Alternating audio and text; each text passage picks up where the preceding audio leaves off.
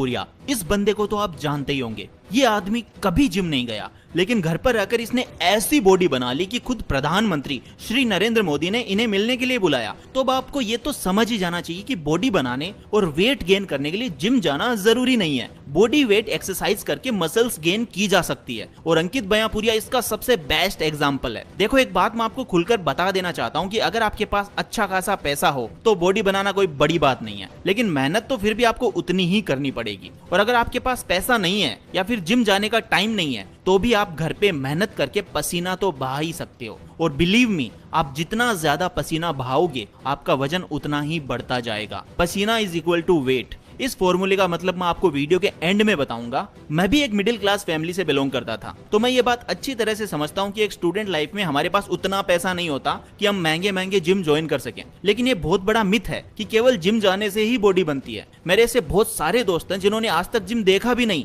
लेकिन फिर भी उनकी बॉडी लोहे से ज्यादा मजबूत है। नो डाउट बॉडी कटिंग के लिए जिम जाना ही पड़ता है, कट वट लगाने के लिए, लेकिन हमें कौन सा बॉडी बिल्डर बनना है? हमें तो वर्कआउट करके अपना वेट गेन करना है और हेल्दी रहना है। सो गाइज, आज मैं आपको कुछ ऐसे वर्कआउट्स बताऊंगा जिन्हें करने के 3 महीने के अंदर आपका शरीर भरने लगेगा। तो दोस्तों, मेरा नाम है mister proton. So let's crack the secret of home workout. So number 1, Monday को पुशअप्स एंड ट्राइसेप्स के लिए डायमंड पुशअप्स। हम अपनी वेट गेनिंग जर्नी की शुरुआत सोमवार से करेंगे, वो भी नारियल फोड़कर। अब आपको ये लग रहा होगा कि यार मैं तो कुछ ज्यादा ही सीरियस हो गया, यहाँ तक कि नारियल फोड़ने लगा। लेकिन यार, हम अगर 80,000 की एक बाइक लेते हैं तो भी नारियल फोड़ते हैं, और फिर हमारी बॉडी तो 80 करोड़ से भी ज्यादा कीमती है। खैर, नारियल फोड़ना ना फोड़ना आपके हाथ में है। मंडे को अपने टाइम के हिसाब से आपको वर्कआउट करना है। मैं आपको मॉर्निंग का टाइम सजेस्ट करूंगा, लेकिन आप जब कभी भी वर्कआउट के लिए रेडी हो, या मान लीजिए कि आप मॉर्निंग वर्कआउट के लिए तैयार हो चुके हैं और वर्कआउट स्टार्ट करने वाले हैं, तो इससे पहले मैं आपको एक सजेशन देना चाहूंगा कि किसी भी वर्कआउट से पहले अपनी बॉडी को वार्म अप कर लें, क्योंकि वर्कआउट से पहले बॉडी को वार्म अप करना मोस्ट इंपोर्टेंट है। अब आप सोच रहे होंगे कि वार्म अप करना इतना ज्यादा इंपोर्टेंट क्यों है, तो मैं आपको ये बताना चाहूंगा कि स्ट्रेचिंग से पहले आपकी मसल्स गर्म होनी चाहिए। कोल्ड बॉडी में चोट और मसल्स खिंचाव की संभावना ज्यादा होती है, जिसे हम इंजरी कहते हैं। इसके अलावा वर्कआउट से पहले वार्म अप करने पर आपकी बॉडी अच्छे से पंप भी करती है। इसके अलावा वर्कआउट से पहले कम से कम 1 गिलास पानी जरूर पिएं, क्योंकि डिहाइड्रेशन में वर्कआउट करने पर एनर्जी कम महसूस होगी, जिससे मसल्स स्टिफ और क्रैम्प आना भी शुरू हो जाएंगे। तो चलिए अब अपने पहले होम वर्कआउट पर आते हैं। आपको फर्स्ट डे यानी मंडे को पुशअप्स लगानी है। पुशअप्स एक बॉडी वेट एक्सरसाइज है जो मोस्टली आपकी चेस्ट को स्ट्रॉन्ग बनाती है, एंड बहुत से लोग पुशअप्स लगाने का सही तरीका नहीं जानते। इनफैक्ट दोस्तों, नॉर्मल पुशअप्स भी करने के लिए सबसे पहले आपको प्लैंक की पोजीशन में आना पड़ेगा। इसके बाद अपने हाथों और पीठ को एकदम स्ट्रेट सीधा रखना है। अब पेट की मसल्स को टाइट करना है। इसके बाद अपनी हथेलियों को कंधों के नीचे या चेस्ट के बराबर में रखना है, और अपनी कैपेसिटी के हिसाब से जितनी ज्यादा रिपीटेशन हो सके उतने पुशअप्स लगाने हैं। आप वीडियो में देख सकते हैं कि किस तरह से पुशअप्स लगाना है। बिगिनर्स नॉर्मल पुशअप्स के 2 से 3 राउंड लगा सकते हैं। नॉर्मल पुशअप्स लगाते समय आपके चेस्ट पर प्रेशर आएगा। अगर ऐसा नहीं हो रहा है तो समझ लीजिए आप सही तरह से पुशअप्स नहीं लगा रहे हैं। हालांकि पहले दिन उतना ज्यादा प्रेशर फील नहीं होगा, लेकिन फिर भी अपन को बिल्कुल परफेक्ट पोजीशन में वर्कआउट करना है। एक राउंड में 20 पुशअप्स लगाने का ट्राई करना है। अगर आप स्टार्टिंग में पुशअप्स नहीं कर पा रहे हैं तो घुटने टेक कर पुशअप्स कर सकते हैं। 3 राउंड होने के बाद 2 मिनट का रेस्ट लेना है, और इसके बाद आपको ट्राइसेप्स के लिए डायमंड पुशअप्स लगानी है। और इसके लिए आपको कुछ एक्स्ट्रा नहीं करना, बस नॉर्मल पुशअप्स के जैसे ही रूटीन को फॉलो करना है। बस अपने हाथों को क्लोज कर लेना है कुछ इस तरह से, एंड अपनी कैपेसिटी के हिसाब से रिपीटेशन लगानी है। मंडे के लिए इतना ही काफी है। इसके बाद दिन भर आप अपना काम धंधा या पढ़ाई लिखाई जो भी है करो, और अच्छी डाइट लो। सूर्य नमस्कार मतलब जीवन वर्धक योगा।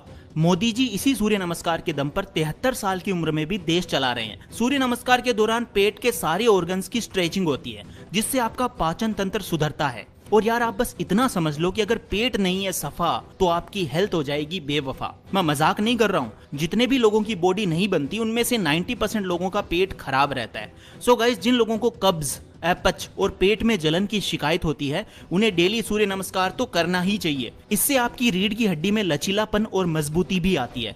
और बाबा रामदेव को आप जो भी समझे, लेकिन आज वो जो भी हैं योगा के दम पर हैं, और उन्होंने कहा है कि योगा करने से होगा, और Surya Namaskar is the king of all yogas. कुल मिलाकर मैं इतना ही कहूंगा कि अगर आप कोई भी वर्कआउट नहीं कर पा रहे हैं तो केवल सूर्य नमस्कार कर लो।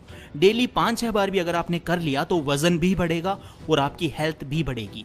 अगर आपने सूर्य नमस्कार के आसन को अच्छे से कर लिया और लगातार 1 साल तक कर लिया तो आपकी बॉडी आपकी सबसे अच्छी दोस्त बन जाएगी। खुद को आईने में देखकर आप प्राउड फील करोगे। ये मेरा पर्सनल एक्सपीरियंस है कि सूर्य नमस्कार के अंदर सारी एक्सरसाइजेस एक साथ हो जाती है और यहाँ तक कि सूर्य नमस्कार आपकी फिजिकल हेल्थ के साथ साथ मेंटल हेल्थ को भी 10 गुना इंप्रूव कर देगा। इसीलिए YouTube पर किसी भी सूर्य नमस्कार की वीडियो को लगाओ और ध्यान से सही से उसे करना सीखो और आपका वर्कआउट रेडी हो जाएगा। ये मोर देन इनफ होगा अगर आप रोजाना कर लेते हो। सो नंबर 2, ट्यूसडे को पुल अप एंड डंबल से बाइसेप्स। ट्यूसडे को आपको पुल अप करना है। पुल अप के लिए या तो आप घर पर कोई सिस्टम बना लीजिए या घर की रैक पर भी इसे कर सकते हैं, लेकिन रैक पर पुल अप करते समय हैंड ग्लव्स जरूर पहन लेना वरना हाथ छिल जाएंगे भाई। पेड़ की नीचे वाली डाली पर या पार्क में लगे झूले के पाइप पर भी बढ़िया पुल अप हो जाते हैं। जितना आपके अंदर दम हो उतने पुल अप करने हैं। पुल अप करने के बाद करना है बाइसेप। बाइसेप के लिए सबसे बढ़िया चीज होती है डंबल्स। आप मार्केट से या ऑनलाइन 1000 से 500 रुपए में डंबल्स मंगा सकते हैं, जिंदगी भर काम आएंगे। और अगर पैसे खर्च नहीं करने हैं तो घर पर भी डंबल बना सकते हैं। और देखो यार, जिसे करना होता है वो सब जुगाड़ कर ही लेता है। इतने एफर्ट तो आपको करने ही होंगे। डंबल से बाइसेप कैसे लगाना है वो आप इस वीडियो में देख सकते हैं। नंबर 3, वेंसडे को लेग स्क्वाट्स एंड शोल्डर। इसके बाद वेंसडे को लेग स्क्वाट्स या जिसे उठक बैठक भी कहते हैं वो करना है। ये तो बहुत आसान चीज है। गांव में कई लोग आज भी एक बार में 500 से 1000 उठक बैठक लगा देते हैं। I know you won't believe me, लेकिन ये सच है। आप जितने लगा सको उतने लगा लेना। जब पैर भरने लग जाएंगे तो आपको खुद पता चल जाएगा। और उसके बाद बारी आती है शोल्डर्स की। वैसे तो पुशअप और पुलअप करते समय शोल्डर की एक्सरसाइज हो जाती है, लेकिन मैं आपको आगे एक ऐसा देसी जुगाड़ बताऊंगा जिससे आपके शोल्डर्स पत्थर से भी ज्यादा मजबूत हो जाएंगे। आपको अगले 3 दिन तक यही रिपीट करना है, यानी गुरुवार को वापस से पुशअप, फ्राइडे को पुलअप और बाइसेप, शनिवार को leg squats and shoulder. Number 4, Sunday को रेस्ट एंड रिकवरी। हफ्ते में वर्कआउट से एक दिन का ब्रेक लेना उतना ही इंपॉर्टेंट है जितना कि स्कूल रूटीन में संडे का ब्रेक लेना। जी हाँ, हमारी डेली लाइफ में छोटे छोटे पॉजेस लेना बहुत जरूरी होता है, इसीलिए हम अपने वर्कआउट में भी संडे का ब्रेक लेंगे। अब आप ये सोच रहे होंगे कि वर्कआउट में एक दिन का ब्रेक क्यों जरूरी है, तो आपको बता दूं कि ये एक दिन का ब्रेक आपकी बॉडी रिकवरी के लिए मोस्ट इंपॉर्टेंट है। क्योंकि जब आप कंसिस्टेंटली पूरे हफ्ते भर वर्कआउट करेंगे तो आपकी बॉडी थकान फील करेगी, जिससे आपकी बॉडी को रिकवर होने में प्रॉब्लम होगी। इसके अलावा एक्सरसाइज से एक दिन का ब्रेक आपकी मसल्स को रिलैक्स करने में भी आपकी हेल्प करेगा। इनफैक्ट कंटिन्यू एक्सरसाइज करने से बॉडी पेन होता है और मसल्स स्टिफ हो जाती हैं, बट जब आप एक दिन रिलैक्स करते हैं तो मसल्स रिलैक्स होती हैं और पेन भी कम होता है। अब आप पूरे हफ्ते लगातार वर्कआउट करते हैं तो आपकी बॉडी में कई तरह के हार्मोन्स भी बिल्ड होते हैं, इसीलिए हार्मोन बैलेंस के लिए भी एक दिन का गैप जरूरी होता है। अब अगर आप इस संडे के गैप में कुछ एक्सरसाइज करना चाहते हैं तो इसके लिए आप सूर्य नमस्कार इजीली कर सकते हैं। बाय द वे, सूर्य नमस्कार रोजाना करना चाहिए,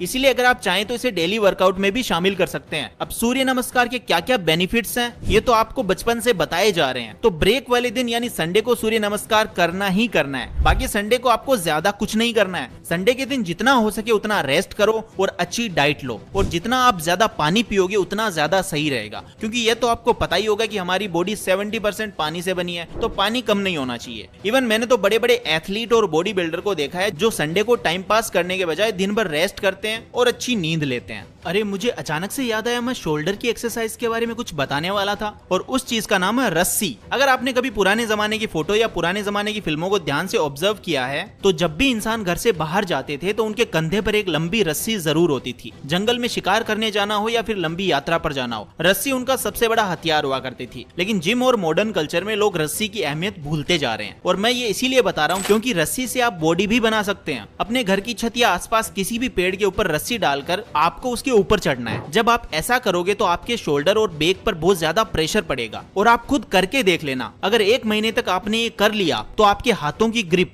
शोल्डर और बैक इतनी मजबूत हो जाएगी कि आपकी बैक में कट्स दिखने शुरू हो जाएंगे। ज्यादा नहीं, बस आपको 5 से 10 मिनट के लिए रस्सी से ऊपर चढ़ना है। स्टार्टिंग में आपको दिक्कत होगी, इसीलिए आप रस्सी से ऊपर चढ़ते समय अपने पैरों की हेल्प ले सकते हैं। मतलब पैर का अंगूठा और उसके बगल वाली उंगली को रस्सी में फंसाकर सपोर्ट मिल जाएगा। एक और इम्पोर्टेंट चीज आपके साथ शेयर करनी थी, आप छत या पेड़ जहाँ कहीं भी रस्सी बांधो थोड़ा सोच समझ के बांधना, क्योंकि अगर पेड़ की डाली कमजोर निकली तो किसी दिन लेने के देने पड़ सकते हैं। Avoid running. जब भी वेट गेन करने की बात आती है तो मैं यही कहता हूँ कि रनिंग को जितना हो सके अवॉइड करो। वार्म अप के लिए 2-4 मिनट रनिंग अच्छी होती है, लेकिन अगर वेट गेन करना है तो ज्यादा रनिंग नहीं करनी चाहिए, क्योंकि इससे बहुत ज्यादा कैलोरीज बर्न होती है। अगर आप एथलीट नहीं है तो गर्मियों के दिनों में जितना ज्यादा हो सके उतना ज्यादा रनिंग को अवॉइड करो, क्योंकि ऑलरेडी बाहर का टेम्परेचर 40 से 50 डिग्री सेल्सियस होता है। ऐसे में रनिंग करना मतलब वेट लॉस करना। जिन लोगों को अपना वेट लॉस करना है वो लोग रनिंग जरूर करें। लास्ट है ब्रह्मचर्य। आप मानो या ना मानो, लेकिन वेट गेनिंग की इस जर्नी में ब्रह्मचर्य बहुत ज्यादा काम आएगा। आज तक जितने भी दुबले पतले लोगों ने मेहनत करके अपना वजन बढ़ाया है, उनमें से 95% बंदे ब्रह्मचर्य को फॉलो कर रहे थे। और इसका रीजन ये है कि जब आप भोजन करते हो और डाइट लेते हो तो भोजन से रस, रस से रक्त, रक्त से मांस, मांस से मेद, मेद से हड्डी, हड्डी से मज्जा